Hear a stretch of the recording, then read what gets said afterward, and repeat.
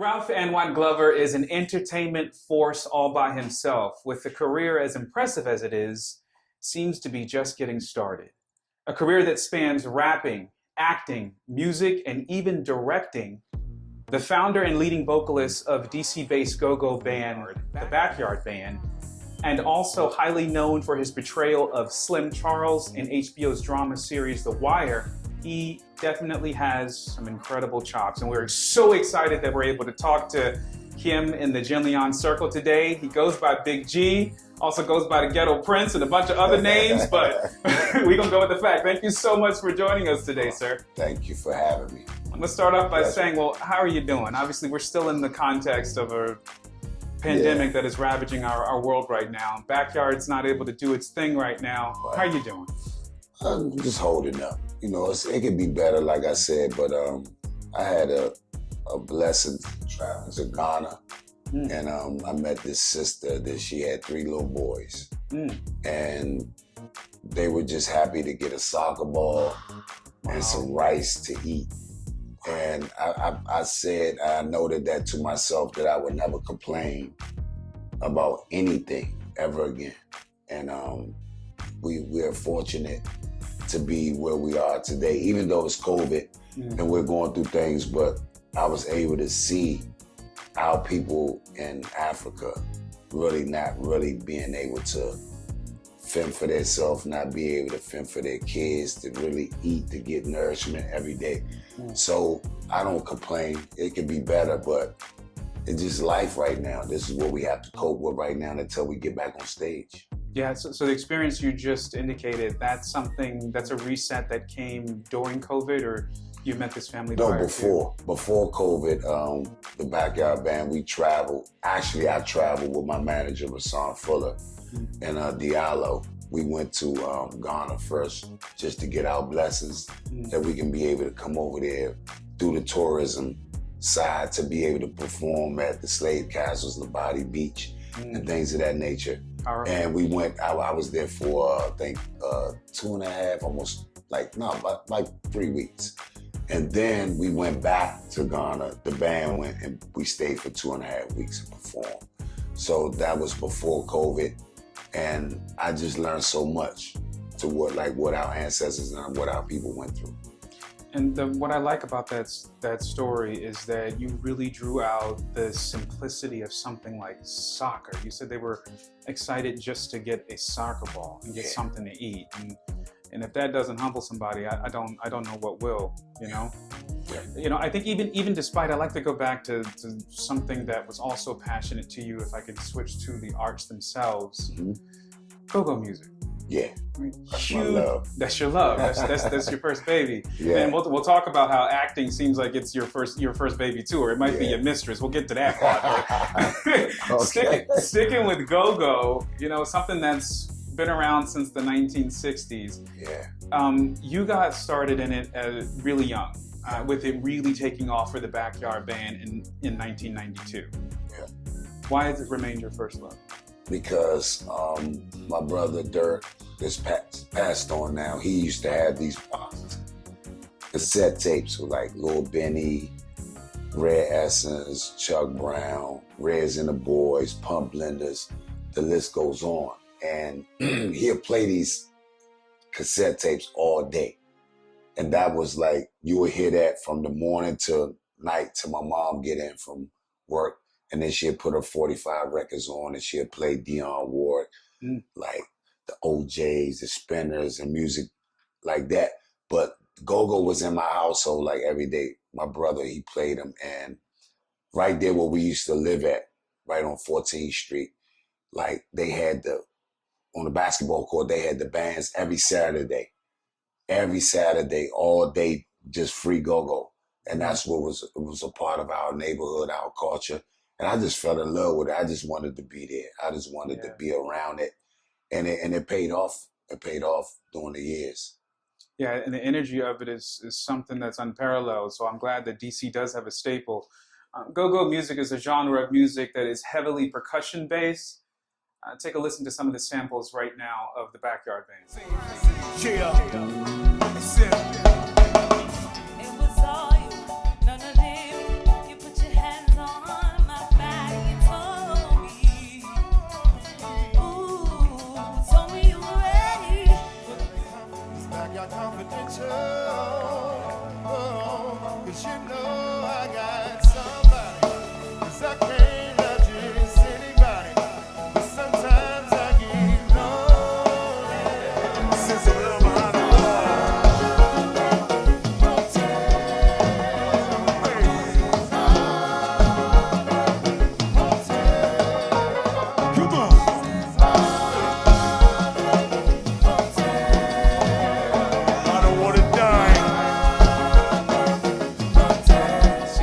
heavily percussion based, and you founded it, and you obviously have been the lead vocalist since the beginning of time.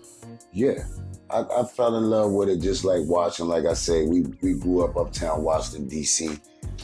Celebrity Hall was named the Black Hole, was one of the venues that Rare Essence, Chuck Junkyard used to perform at. Mm-hmm. We were too young, we couldn't play there. So I used to beg one of the owners, Vic, to let us play. And he was like, well, gee, y'all ain't ready yet, it's not time. And I used to always help Foots. He's passed on, that was the original drummer from Rare Essence. And Gogo Mickey. They used to always talk to me outside, and Foots would let me bring his equipment to the back door. Sometimes they'd let me bring it in. And he used to always like give me like 10 or 15 or $25 to wash the car. I'd be out there, and then you could hear the music from the back part of it right there, the alley right there, Park Morton. Yeah. And it was a beautiful experience just being a kid and just watching everybody dress up with MCM on, Tommy Hilfiger, Polo, like Gucci, just walking in. It was like a fashion show and a concert all at the same time. They were going for hours. Yeah, exactly. And big lights. So that was my highlight as a kid. So, one of the things that we're obviously impressed with is that Big G is an example of someone really fighting for what they believe in. He has an experience fighting for his genre, the Go-Go Forever experience, and the whole Mute DC experience and what have you. You were a big voice in making sure that individuals that wanted to silence the staple of DC, go-go music, that wouldn't be successful. Exactly. Tell me what that experience was like. That was a blessing in disguise. It was a gentrifier, what we call them, when they move in from different parts of the world. And he was based over top of the Metro PCS, right there by Chuck Brown Street, where the Howler Theater is on 7th in Florida. And this guy was like, okay, you're making too much noise with that music. I guess he was trying to do some taxes or study or what have you. But that music... So what? This is DC!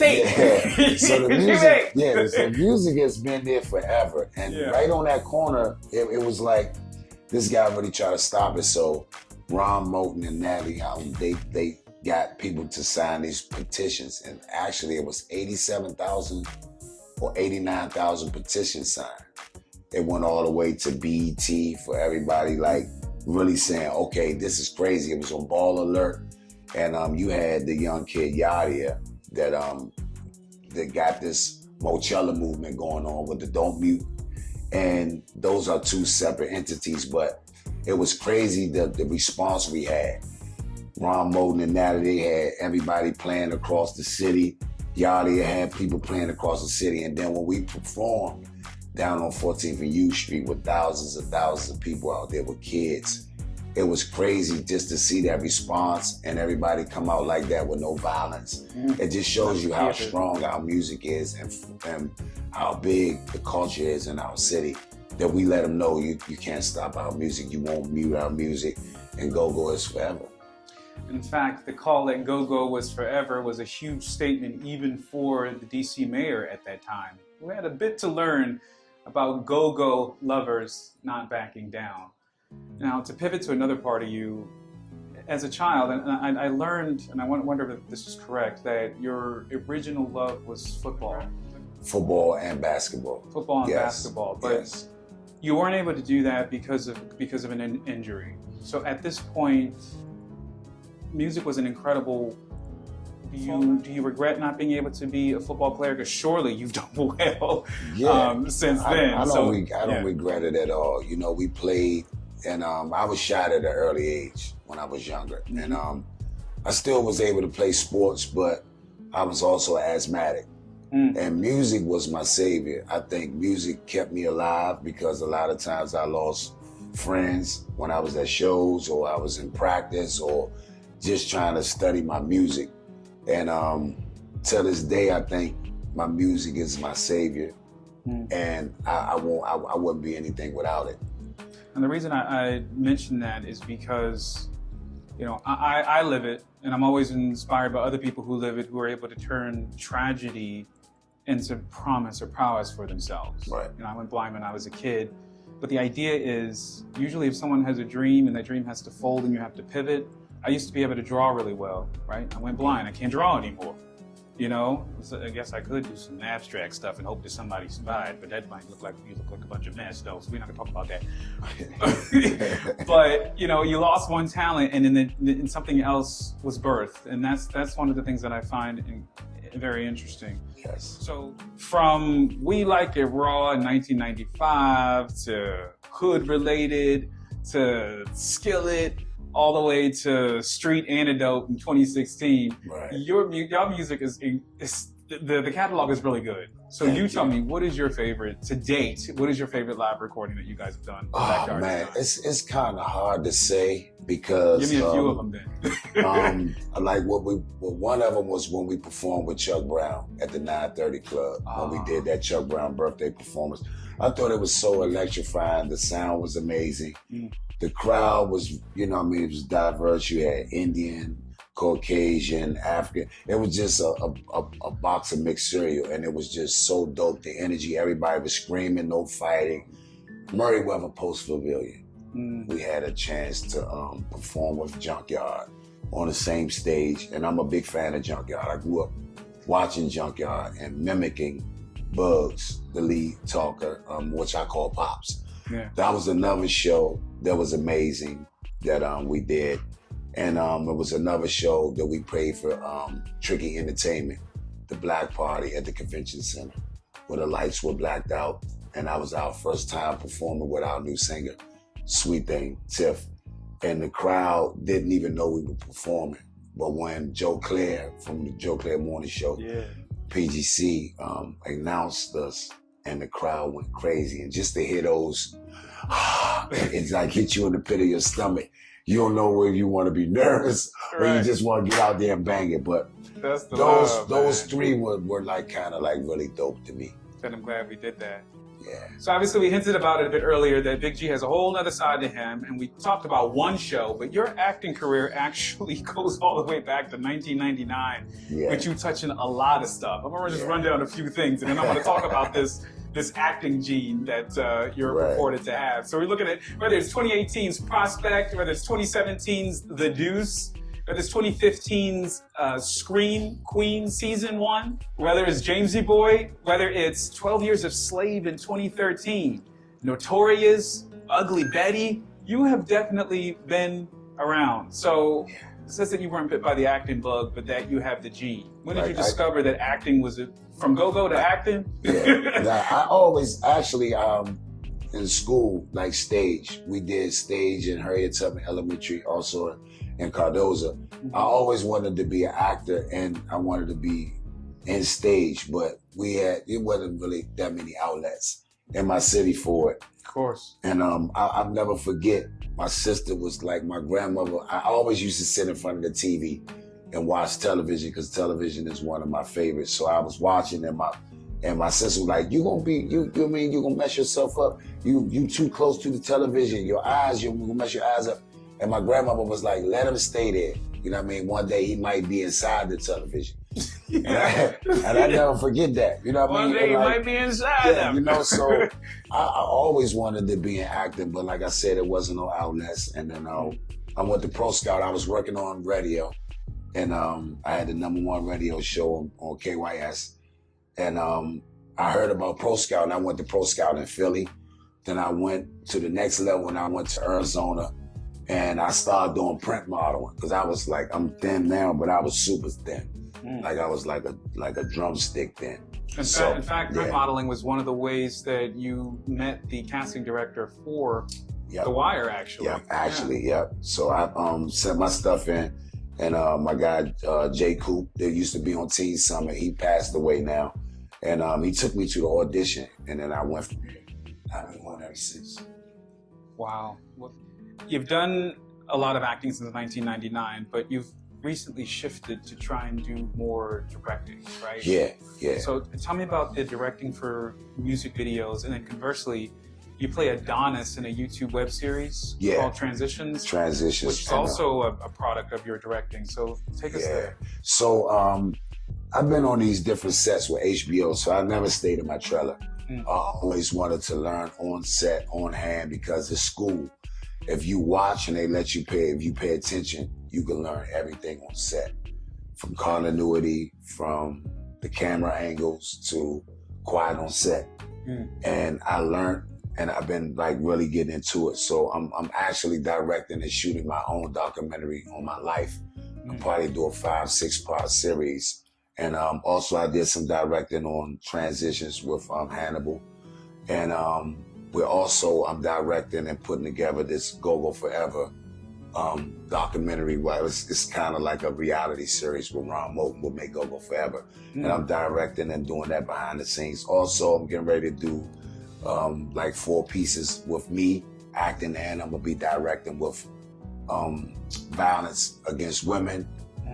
So during COVID right now, and a lot of people are going through stuff with teleworking, and it's just a lot of women and children being abused right now. So I'm gonna bring that to the light. Yeah, I did read that domestic violence, mental illness by itself has exploded. Yeah, we're gonna test that as well.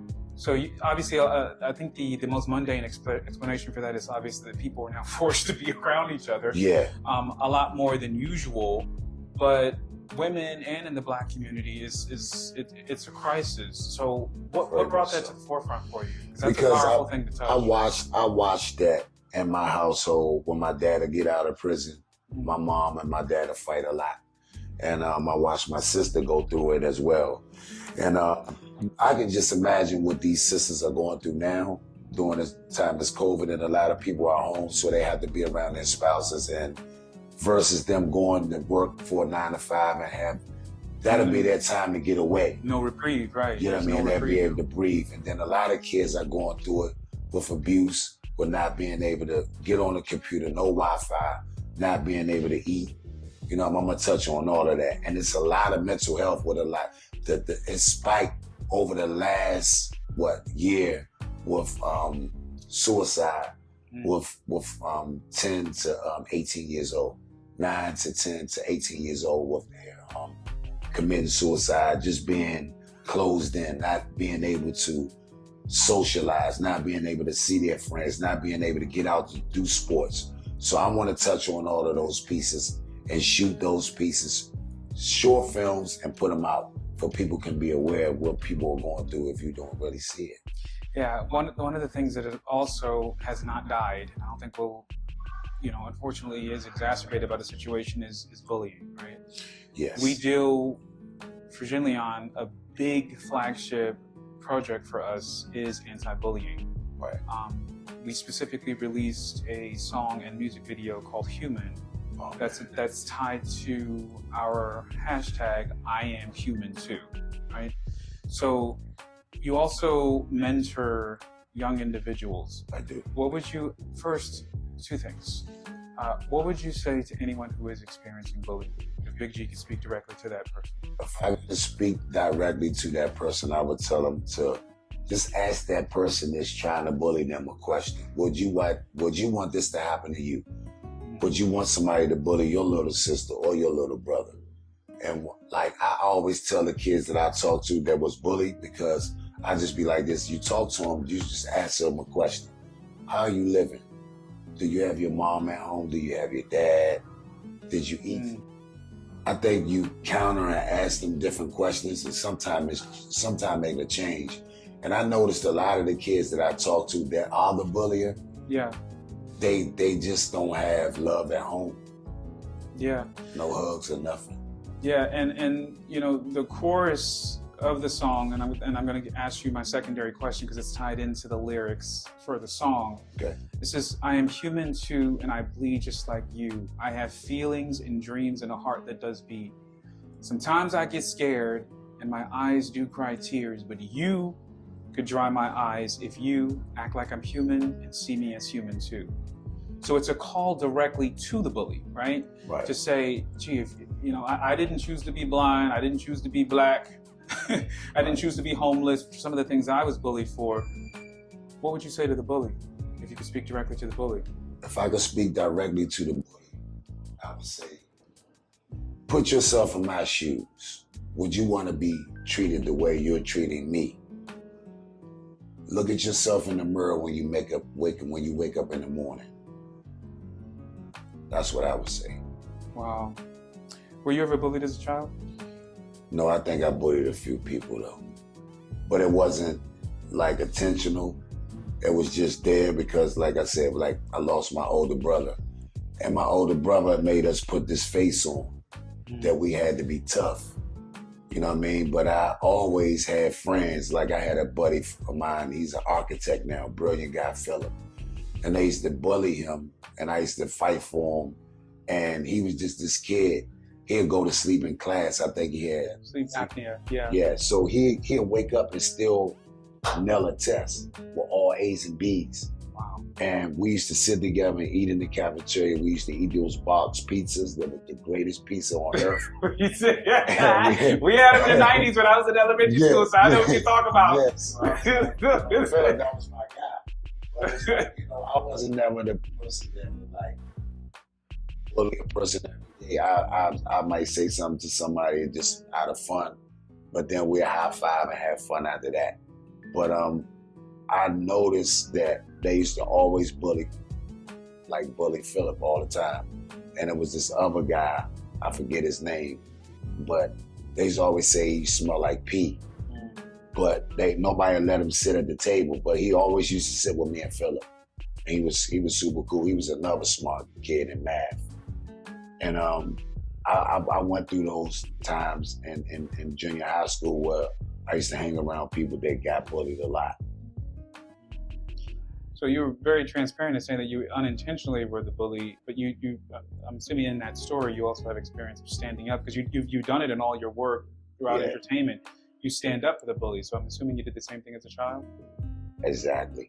That's what we used to do it all the time. And like, I was a real big fan of animals growing up. You know what I mean? I spent a lot of time going to the zoo when I wasn't supposed to go to the zoo. I used to ride my bike and with my friends go to the zoo.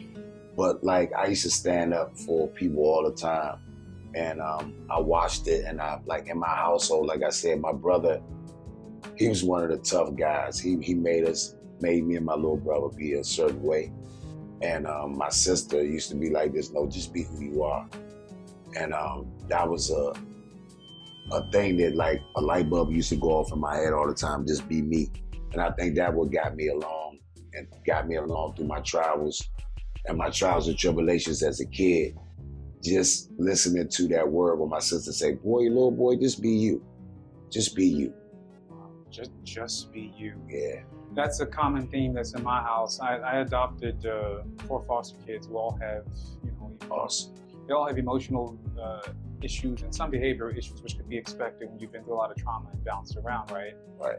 So when you talk about the difficulty of kids with special needs, obviously being trapped in the house, they don't have any of their usual pastimes or escapes or what have you, that speaks directly to me. So I'd love to know a lot more about the documentary that you'll be putting forth. Yeah. Or that maybe there's more dialogue that we can somehow have around it in terms of content, because that is a story that I live, a story that is alive here. And conversely, I would love for you to see the flagship video, Human, because I also think it coincides with, there's parallels between what you're doing and what we're doing. And I don't know if you're a man that cry, but I cry. When you do see Human, I do. You're gonna need some tissues. I do. So I'm glad you said that too, because a lot of times, like, you put on this face and the characters that I play, and then just being like everyday life, the tough guy you have to be for your family, for your kids, for your spouse. You have to be this person. And they always say, gee, you a big softy, you cry. I can watch a movie and cry. But I'm just that heartfelt person that I have feelings. And I don't think it's nothing wrong with it. You know, people look and be like this, oh, you ain't no street guy, you ain't tough enough that you cry. You have feelings. And if you're a person of feelings, then you won't cry. Right. You know what I mean? Yeah, and I brought them up because like my kids, 2 of my kids were rescued from what I call the streets of DC, right? Okay. Smoking and doing drugs at 9 and 10 years old. You're right, that sort of stuff. Now, That 10-year-old who was smoking is now 16. I got him when he was 13. He didn't care about school. Now he does. Completely turned around. And it's always been this obsession. When I got them, there was always this vast obsession with violence. Everything was timed. I need to assert strength. I need to do this. I need to do that, and idolizing everything. And I've had to work hard, and I have rehabilitated him from all of that type of stuff. Right. But it typically takes emblems for him to really get it that, oh, I'm goody two shoes, which I'm not, but you're goody two shoes, blind, say dead, about it. You know what I mean? Even though I'm from the streets too, right? Yeah.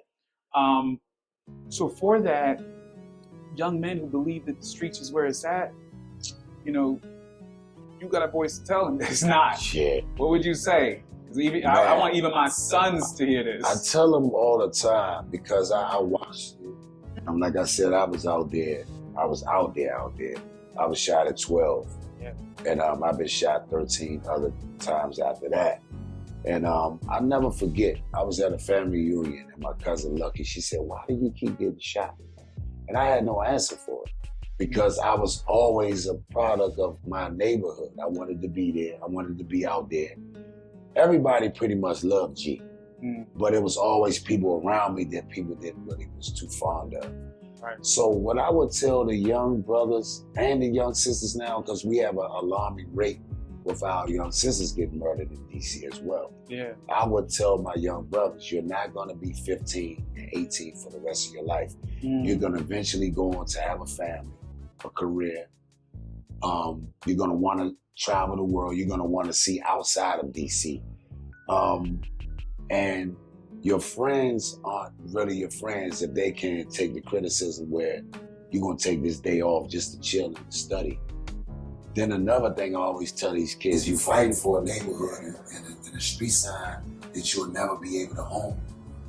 Wow. And I say they fight for the street name.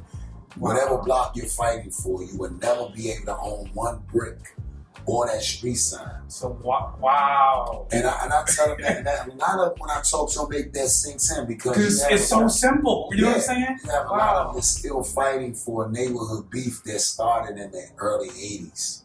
Don't even know what the original crux of it was. Don't even know what it's about. And if nobody's not hurting your harming your mom, your kids, you know what I mean? That's still not a reason to go out and shoot a person with an AK-47 or Glock, Glizzy 9 or whatever you want to call it. It's about the growth and what are you going to do next year? What are you going to do in your 5-year plan? Financial literacy. I try to talk to them about a lot of stuff that I didn't learn that I'm learning now. Yeah. And I just had to say, look, I want to do different. I want to do better. I'm tired of being in pain. I'm tired of getting shot. I want a better life. I want a better life indeed. I think the biggest thing you said earlier is that all you can do is definitely be you.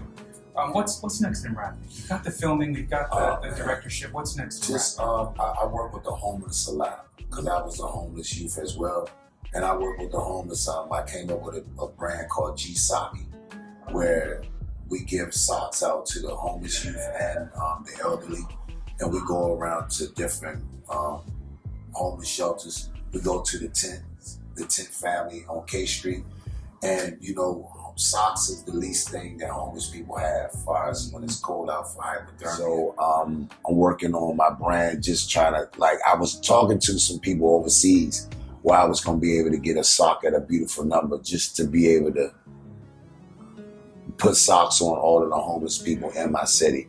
Then we were going to go to Maryland and Virginia. Then we were going to worry about the outside world, like New York and all those different other places. I had a blessing to be able to film in Seattle. And it's a really big homeless population there with youth, and they're on drugs, heroin, very hard. So that's a big initiative that I'm taking on with me working with the homeless youth in Washington, D.C. And also building, I'm doing a GoFundMe right now to get all my film equipment before I can do this big production, where I can be able to shoot film in my city and don't have to go anywhere. I don't want to leave. I love my city so much. I feel that I should be able to make money and open up doors for other young entrepreneurs can make money with working in film production in our city. Wow. I love that because it's you know, one phrase I'm sick of is this will put DC on the map. It's like, you know how much talent? We are on the map. You know what I'm saying? Everybody's still our culture, our dress style, our music. Everything. They The way do we everything. talk. The way we talk, our slang, and then now I'm seeing all of the youngins putting the gold and stuff in their mouth and all that stuff in their mouth. I don't knock them for doing it, but we didn't start that here. You know what I mean? So I just like, you know, old school rap and where we came up was cool. But I'm just glad that finally our city is getting the recognition on the hip hop level that we deserve, because we have so many talented hip hop artists here, singers, R&B, and we were getting shouted out because of like just our global music. And like now, since it's social media, I'm super proud of our city, how we're sticking together with our music and trying to put it out as much. Trying to put it out there. And Yeah, it's like they what are. I feel is DC's chocolate city, like chocolate. You eat chocolate, chocolate's everything. Gotta So love that's chocolate. right, it's just there. You gotta love chocolate, so we gotta keep it there. Well, exactly. I definitely tell everyone who doesn't know where they can follow you. Man, you can follow me on ANWANGLOVER on Instagram, and that's I got the blue check on there. Also, Backyard Band, Backyard for Life, and on Facebook is the same thing.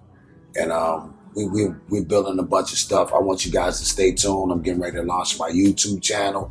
I got a couple of different characters that I'm going to do. You're gonna be one to see more. I'm all over the place right now. Well, I'll take it. I'm gonna hope that you grant us some more interviews when all this Come on, happens. I'm a family member now, so you can you, call you, me you, anytime. You have joined the Jenleeíon circle. Because one side of Join the Jenleeíon circle. You in the Jenleeíon circle. You're gonna stay in it. That's what's Well, up. thank you so much for joining us. This is our conversation in the Jenleeíon circle with Big G of Backyard Band, who definitely has proven in this conversation why they call him the secret celebrity. The biggest description of who he is a philanthropist. Thank you for joining us today. Thank you for having me. I'm Mario Bonds. Bye, everybody. Special day, February the 14th. Yeah.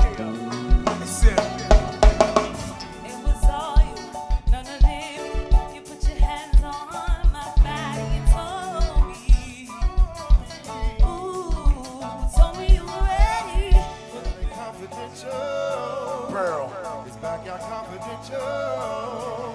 That's why I never is. It's Backyard Confidential. Oh, 'cause you know I got